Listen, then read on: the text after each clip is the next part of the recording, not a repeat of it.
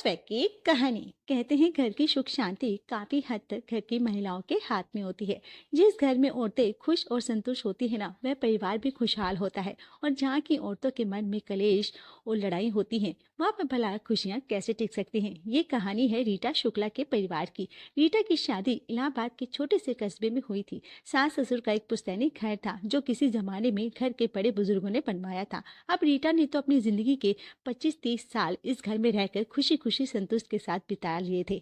उसे संतोष था कि वह घर में खुशियां भी थी, लेकिन मुसीबत तब शुरू हुई जब रीटा की दोनों बहुओं ने उसके घर में कदम रखा। शादी के कुछ दिन के बाद तो माँ जी, इतने सालों से आप यही कहकर बात को टालते आ रही हैं कि जब देवर जी की शादी हो जाएगी उसके बाद मकान को ठीक करवाएंगे।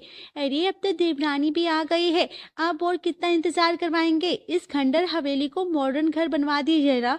अब खुद सोच कर देखे ना, इतने पुराने मॉडल के मकान में आजकल कौन रहता है। दुनिया कहाँ से कहाँ जा रही है माँ जी, और हम लोग इस बाबा आदम के जमाने वाले मकान में रह। अरे बेटा, हमारे बड़े बुजुर्गों का बनाया हुआ मकान है ये, और उस जमाने में बना था। फिर भी मजबूती देख लो, आज भी जस का तस खड़ा है। और अभी के 30 साल पहले बने हुए मकान झरझर हुए जा रहे हैं।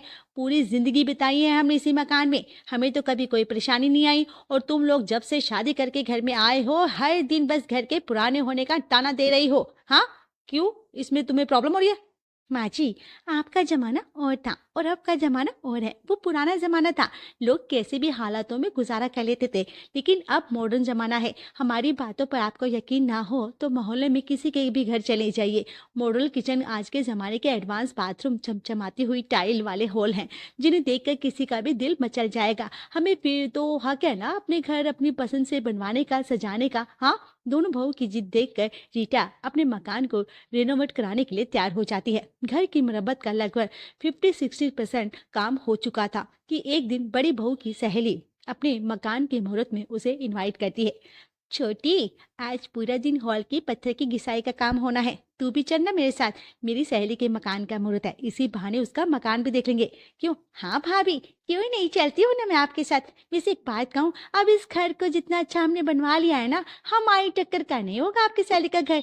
हाँ, बात तो तेरी सही है। दोनों देवरानी जेठानी अपने नए मकान पर बड़ा घमंड कर रही थी। गर्व से इतराती हुई वो दोनों मोनिका के घर पहुंच जाती है। अरे वाह इरादा, तू आ गई। सच्ची इतने सालों बाद तुझे देख कर ना बड़ी खुशी हो रही है। अच्छा चल, तुम दोनों ना मेरे बेडरूम में बैठकर थोड़े से गेस्ट को अटेंड करके आते, तुम रेस्ट करो, ठीक है इतने, फिर ना खूब सारी बातें करेंगे, ठीक है।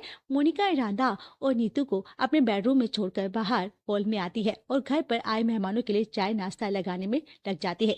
इधर राधा और नीतू का मुंह तो सहेली के बेडरूम को देखकर खुला का खुला रह गया था। अरे भाभी, ये कहाँ आ गए हम। लोग तो गलत फहमी में जी रहे थे, हम लोग लग रहा था हमने अपना घर सबसे अच्छा बनवा लिया है। अरे हमारा घर तो इसके बेडरूम के आगे कुछ भी नहीं है। हाँ बिल्कुल ठीक कह रही है तूने, तो मैं भी यही सोच रही हूँ। इसका बेडरूम देखने के बाद ना मेरी आंखें ही खुल गई हैं। पूछ कर देखती हूँ मोनिका से, जरूर इसने किसी इंटीरियर डिजाइनर से डिजाइन कराया होगा, ठीक है ना, पूछूंगी मैं भी। कुछ देर बाद मोनिका अपने गेस्ट को अटेंड करने के बाद उनके पास कमरे में आती है। और बता राधा, कैसी है तू? सबसे पहले ये बता, मेरा घर कैसा लगा? अरे तेरा घर तो ऐसा लगा कि उसे देखकर ना मेरे होश ही उड़ गए। तू ये बता, कौन सा डिजाइन अपार्टमेंट किया था? ये देख, ये ना मेरे मोबाइल में ना ये आर्टिफिशियल इंटेलिजेंस का ऐप है, इसकी मदद से मैंने पूरे बेडरूम का डिजाइन फाइनल किया है। इंसान की सोच जहाँ खत्म होती है ना, उससे 4 कदम आगे तक सोच लगता है। ये है, तभी तो मेरा बेडरूम लाखों में एक है। अरे समझिए ना, इसी से देख के मैंने अपना घर बनवाया है। वाह, ऐसी कोई भी चीज आ गई ना, मुझे तो पता ही नहीं चला। अच्छा हुआ तूने बता दिया। वैसे भी ना इस समय मेरा घर बन रहा है, मेरी सच में बहुत हेल्प हो जाएगी। अपनी सहेली से सलाह लेने के बाद दोनों देवरानी जेठानी घर को लौटने के लिए निकल पड़ती हैं। चलो अब हम चलते हैं, ठीक है।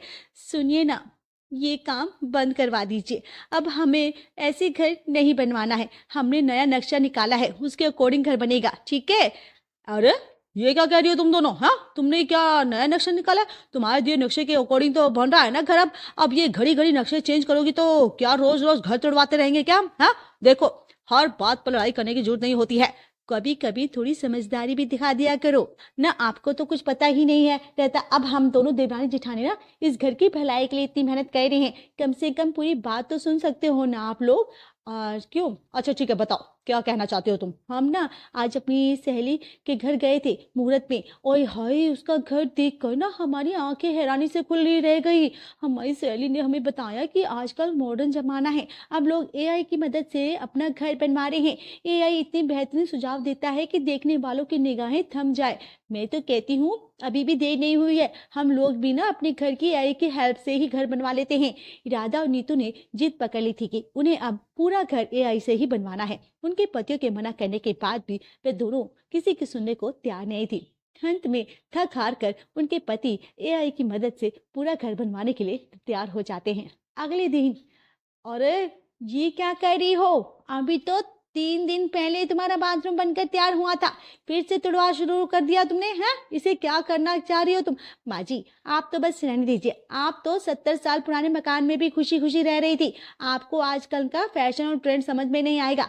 आप तो बस चुपचाप एक किनारे खड़े होकर तमाशे देखते रहिए, ठीक है? पापा, आजकल पूरा दिन मम्मी बस मोबाइल के घर के डिजाइन देखती रहती है। जब भी उनके पास पढ़ाई के लिए जाता हूँ तो गुस्सा करके मुझे भगा देती है। कहती है बहुत जरूरी काम कर रही हूँ, और मैं बार बार उनका टाइम वेस्ट करने के लिए उनके पास चला आ रहा हूँ। कितने महीने हो गए पापा, घर का काम खत्म ही नहीं हो रहा। उसकी वजह से मेरी पढ़ाई भी डिस्टर्ब हो रही है। क्लास में भी मेरा परफॉर्मेंस गिरता जा रहा है, जिसकी वजह से मुझे रोज स्कूल में पनिशमेंट मिलती है। अब ऐसा करो, मेरी कहीं ट्यूशन क्लास लगवा दो। मम्मी के पास तो मेरे लिए टाइम ही नहीं है। बेटे की बात सुनकर रमेश को बड़ा धक्का लगता है। अब ये घर तुम्हारे लिए तुम्हारे बच्चों से भी ज्यादा इंपॉर्टेंट हो गया है, हाँ? कि जितना ध्यान तुम घर को बनवाने में लगा रही हो, उसका आधा भी अगर तुमने अपने बच्चे पे लगाया होता ना, बेचारी की आज ऐसी हालत ना होती। अरे तुम्हें उसके भविष्य की थोड़ी बहुत चिंता है कि नहीं है? अरे एक बार मकान बनकर तैयार हो जाएगा ना, उसके बाद तो सारी उम्र घर गृहस्थी संभालनी है ना। आपकी माता श्री कहती है ना, मकान रोज रोज नहीं बनाए जाते। इस समय मेरे लिए सबसे बड़ा और इम्पोर्टेंट काम यही है कि मेरा मकान अच्छे से बनकर तैयार हो जाए। अगर ताजमहल बनवाते समय शाहजहां भी बच्चों के स्कूल के होमवर्क करा रहा होता ना, तो आज ताजमहल ऐसा ना बना होता जैसा अब है। ये मकान को बनाते हुए महीनों बीत गए थे, पानी की तरह पैसा बह रहा था, लेकिन मकान का काम तो जैसे खत्म होने को तैयार ही नहीं था। आखिरकार रीटा के सारे पैसे खत्म हो रहे जा रहे थे। वे अपनी छोटी बहू के पास जाती है। नीतू बेटा, राधा को तो इस समय कुछ भी समझाना मतलब भैंस के आगे बीन बजाना है, लेकिन तू मुझे बड़ी समझदार लगती है बेटा। आज तक की जितनी भी जमा पूंजी थी ना, सब इस मकान को बनवाने के चक्कर में खत्म हो गई है। लेकिन मकान का काम खत्म ही नहीं हो पा रहा है बेटा। अपने बजट के हिसाब से काम करवाओ और अब इसे बंद करो। बस इस ठोक पीट को समझ में नहीं आ रहा है कि घर बन रहा है ये ताजमहल, जिसका कोई अंत ही नहीं होने को आ रहा है। बता बेटा। देखिए मम्मी जी, जेठानी जी इस मामले में गलत नहीं है, ठीक ही तो कह रही है वो। मकान कोई रोज रोज बनते नहीं है ना, और वैसे भी ना आजकल अकाउंट में किसके पास लाखों रुपए होते हैं। पैसे नहीं है तो बैंक से लोन ले लेते हैं। रीटा के समझाने का दोनों बहुओं के ऊपर कोई असर नहीं था। जल्द ही बैंक से एक मोटी रकम उधार लेने के बाद मकान का बचा हुआ काम शुरू हो जाता है। मम्मी, ये सफेद पर्दे कौन लगाता है? बिल्कुल भी अच्छे नहीं लग रहे हैं। आजकल तो इतनी सुंदर सुंदर वैरायटी के वो आ रहे हैं पर्दे, किसी और कलर के पर्दे लगाओ ना। अरे पसंद तो मुझे भी नहीं आ रहे हैं सफेद पर्दे, लेकिन क्या करे। अब एआई के हिसाब से तो बेडरूम में वाइट कलर के ही पर्दे होने चाहिए, तो हम कोई और कलर कर भी नहीं सकते ना। घर में पर्दे, फर्नीचर, दरवाजे, खिड़कियां सभी एआई के सुझाव से लगाए जा रहे थे। हालांकि वे किसी को भी पसंद नहीं आ रहे थे, लेकिन एआई की पसंद को टाल पाना भी तो संभव नहीं था। भाभी, अब हमारा मकान तो तैयार हो गया, बस उसका मुहूर्त करना बाकी है। मैंने एआई की हेल्प से ना गेस्ट लिस्ट निकाली है और अरेंजमेंट का प्लान भी बनवा लिया है। मैं सब मैनेज कर लूंगी। अरे बहू, ये क्या, इसमें तो कुछ 6-4 रिश्तेदारों के नाम है, बाकी सबको नहीं बुलाएंगे क्या? आस पड़ोस के लोग, रिश्तेदार, दोस्त सबको छोड़ दोगे क्या? कल कल को कैसे नजरें मिलाएंगे उनसे? और ये क्या है, इसमें तो पंडित जी का भी नाम नहीं है। अब पंडित के बिना पूजा हो जाएगी क्या? हाँ माँ जी, लगता है आपने मेरी बात सही से सुनी नहीं है। एआई से लिस्ट बनवाई है मैंने, इस पर शक की कोई गुंजाइश ही नहीं है। एआई किसी के साथ भेदभाव नहीं रखता। एआई ने कहा है पंडित जी नहीं आएंगे मतलब नहीं आएंगे। एआई से देखकर हम खुद मंत्र पढ़कर पूजा कर लेंगे। मेरा तो समाज में उठना बैठना दुश्वार हो जाएगा तुम्हारे इस एआई के चक्कर में। बताओ, 500 मीटर पर बुआ जी रहती हैं तुम्हारी, उन्हें भी नहीं पूछोगे तो थू थू हो जाएगी। बेचारी रीटा समझाने की बहुत कोशिश करती है, लेकिन खुद का मॉडर्न दिखाने के चक्कर में दोनों बहुओं की आंखों पर एआई की पट्टी पड़ी हुई थी। वो मम्मा, भूख लग रही है, कुछ खाने को दो ना। अच्छा रुक जा, मैं ना अभी एआई से पूछती हूँ कि इस साल के बच्चे को लंच में क्या खाना चाहिए। अरे मम्मा, मुझे क्या खाना है मुझसे पूछो, ये भी उससे क्यों पूछ रही हो? मैं बताता हूँ ना आपको, आप मेरे लिए बढ़िया से टेस्टी टेस्टी छोले भटूरे बना दो, मजा आ जाएगा। गुड्डू की बात को इग्नोर करके राधा एआई से पूछती है तो एआई उसे ओट्स बनाने की सलाह देता है। अरे बेटा नहीं नहीं, एआई का कहना है कि 7 साल का बच्चे के लिए ना छोले भटूरे खाना बिल्कुल भी हेल्थी नहीं होता, बल्कि तुम्हें तो और जैसा हेल्थी, हाई प्रोटीन और न्यूट्रिशन से भरपूर लंच होना चाहिए। मैं भी ना तुम्हारे लिए अभी ओट्स बना के लाती हूँ। राधा रसोई में जाकर ओट्स बनाने लगती है। गुड्डू बेटा, तुम्हारी मम्मी ने खाना बना दिया क्या? रहने दो दादी, मम्मी ने तो खाना भी एआई से पूछ कर बनाया, ओट्स बनाया, मुझे खाना नहीं है ओट्स। और सपोर्ट आप ही खा लो, मैं तो जा रहा हूँ अपने कमरे में। अरे बेटा, मैं क्या करूँ, मैं खुद तेरी माँ की हरकतों से परेशान हो गई हूँ। अब बेटा ये घर तो एआई के भरोसे ही चल रहा है, जो तेरी माँ बनाकर दे रही है ना चुपचाप खा ले, वरना अगर कल कोई आई ना तो तेरी माँ से कह दिया कि बेमेन खाने वालों के लिए खाना बनाना ही नहीं चाहिए, तो हमारा खाना तो बंद ही हो जाएगा। बेटा शाम के समय, अरे छोटी बहू, चाय वाय कुछ मिलेगी कि नहीं? ला रही हूँ माँ जी, चाय के नाश्ते भी लेकर आ रही हूँ। अच्छा हुआ बेटा तूने कुछ नाश्ता बना लिया, बड़ी बहू ने तो आज लंच में बस ओट्स बनाया था, उसे खाकर तो 2 घंटे में ही भूख लग गई। तभी छोटी बहू चाय के साथ कटोरी में स्नैक्स लाकर सास के सामने रख देती है। ये नाश्ता लेकर आई है तू? मुझे तो लगा कुछ पकोड़े वकोड़े बनाए होंगे तूने। हाँ, ये चने कौन से नाश्ता होता है भाई? हाँ, इसमें भी तूने क्या बनाया है? मैंने ना एआई से पूछा था, उसका कहना है कि चाय के साथ ना एक मुट्ठी चना खाना हेल्थ के लिए बहुत फायदेमंद होता है, इसलिए आज से आप चाय के साथ ना यही खाएंगे। और सत्यानाश हो जाए इस आय का, ढंग का खाना खाने को भी तरस गए हैं हम लोग। पापा कितने दिन हो गए हैं हम लोग कहीं पे भी ट्रिप पर नहीं गए हैं। अब तो मेरी सर्दियों की छुट्टियां भी हो गई हैं, बताओ मैं ट्रिप पर कब लेकर जाओगे? बताओ। देखो बेटा, तुम बहुत अच्छी तरह जानते हो कि कब जाना है, कहाँ जाना है, ये सब तुम्हारी मम्मी डिसाइड करती है। तुम्हें पता है ना, इस घर में सारे फैसले तुम्हारी मम्मी की मर्जी से लिए जाते हैं, उससे पंगा लेने की हिम्मत मेरे अंदर तो नहीं है बेटा। ठीक है ठीक है, मैं मम्मी से ही बोलता हूँ। गुड्डू अपनी माँ के पास जाता है। मम्मी, मुझे कहीं घूमने जाना है, कहीं पर घूमने लेकर चलो ना। मैंने ना अभी अभी एआई से पूछा है, उसका कहना है कि इस मौसम में कहीं पर भी घूमने जाना ठीक बात नहीं होती है, ये वेदर घूमने के लिए कंफर्टेबल नहीं होता। अब हम क्या वेदर वेदर कह रही हो मम्मी, आप मेरे स्कूल की तो अभी छुट्टी हो रही है, गर्मी के समय पर आप बहाना बना दोगे, गर्मी ज्यादा। अभी कह रही हो एआई मना कर रहा है, मुझे एआई से नहीं अपनी मम्मी से पूछना है, आप मुझे घुमाने लेकर जाओगे कि नहीं? अभी अभी मैंने बताया ना तुझे कि एआई का कहना है कि मौसम घूमने के लिए ठीक नहीं है, मतलब नहीं है। और बेटा एआई के अंदर ना हम इंसानों से ज्यादा दिमाग होता है, इसलिए उसकी बात को झुटलाना गलत होता है। तू समझ रहा है ना मम्मी की बात? बेचारा गुड्डू मन मार कर रह जाता है। 2 महीने के बाद मौसम खुल गया था, खिलकर धूप में निकलने लगी थी और गुड्डू के एग्जाम भी खत्म हो गए थे। अरे मम्मा, आप तो ठंड भी बीत गई है, एग्जाम के बाद में स्कूल भी ऑफ हो गए हैं, आप तो गए घूमने लेके चलो। और बेटे की बात सुनकर राधा एक बार फिर से एआई से पूछती है, देख बेटा, एआई कहना है कि हमारे जैसे मिडिल क्लास इंसान को साल में 2 से ज्यादा ट्रिप करना सही नहीं होता, और अपनी 2 ट्रिप हम लोग पहले ही कर चुके हैं ना। याद करो, एक वो तुम्हारे पापा की मामा जी की भांजी की मौसी की लड़की की शादी में गए थे, और दूसरा वह हरिद्वार गए थे ना हम। मम्मा, हम लोग ना हरिद्वार घूमने नहीं गए थे, पापा के चाचा जी के अस्थि विसर्जन करने गए थे। हद हो गई, अब ऐसा लग रहा है कि नुक्कड़ तक सब्जी खरीद जाओगे ना तो भी उसे आप ट्रिप में अकाउंट कर लोगे, है ना? मैं तो कह रहा हूँ कुछ नहीं, जाओ दानी के घर लेके चलो, पता नहीं कैसे पेरेंट्स के घर पैदा हो गया हूँ मैं। गुड्डू की बात सुनकर उसकी माँ राधा को गुस्सा आ जाता है और वह उसके मुंह पर एक तमाचा जड़ देती है।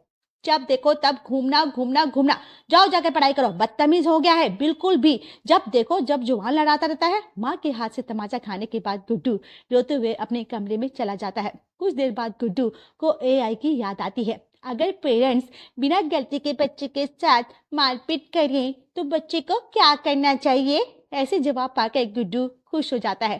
थोड़ी देर बाद घर के सामने पुलिस की गाड़ी आकर रुकती है। मिसेस राधा शुक्ला कौन है? या राधा शुक्ला तो मैं ही हूँ, लेकिन क्या हुआ? आपको मेरे साथ चलना होगा, आपके नाम से कंप्लेंट दर्ज हुई है। अरे लेकिन मैंने क्या किया? गुड्डू बेटा, आपको आपकी मम्मी ने मारा पीटा है ना? ये बात सच है ना? क्या जी जी जी अंकल, हाँ। और मेरी मम्मा मुझसे बिल्कुल भी प्यार नहीं करती, मेरी पसंद का कभी खाना भी नहीं बनाती, ना मेरा होमवर्क भी करवाती है, ना कहीं घूमने लेकर जाती है। और नालायक अपनी माँ को पुलिस के हवाले कर रहा है। लेकिन तुझे ये सब सिखाया किसने? ये ये आई ने एआई बनने मम्मा।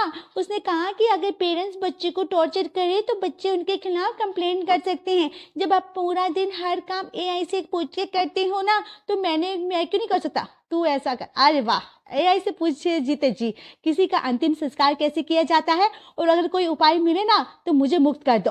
तुम बेशरम कहीं की एआई को अल्लाह दिन का चिराग समझ लिया तुमने? हाँ, तुमने जिस दिन से मैं सांस कितनी बार लेनी है और वो भी एआई से बताता है कि तुम्हें क्या खुद की मर्जी से लेते हो। आपकी नाराजगी बिल्कुल सही है माँ जी, मैं वाकई बहुत शर्मिंदा हूँ। मैंने तो कभी सपने में भी नहीं सोचा था कि मेरा बेटा इस हद तक पहुंच जाएगा।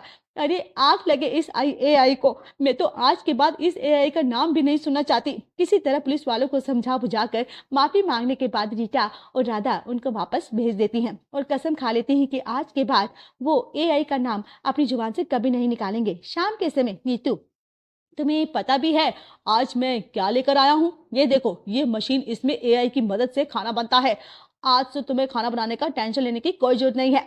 माँ जी, आप बुरा मानो ना मानो, हम लोग इस मशीन को ले लेंगे। और वैसे भी ये तो सिर्फ खाना बनाने की मशीन है, ना किसी को सलाह देगी ना थोड़ी, है ना। बहू की बात सुनकर रीटा को समझ में आ गया था कि उसकी दोनों बहुएं कुत्ते की दुम है जो इतनी आसानी से सीधी नहीं होने वाली थी। अगर हमारी वीडियो आपको पसंद आए तो हमारे चैनल बज स्वैग को सब्सक्राइब करें, लाइक, शेयर और कमेंट्स करना ना भूलें। Thanks for watching.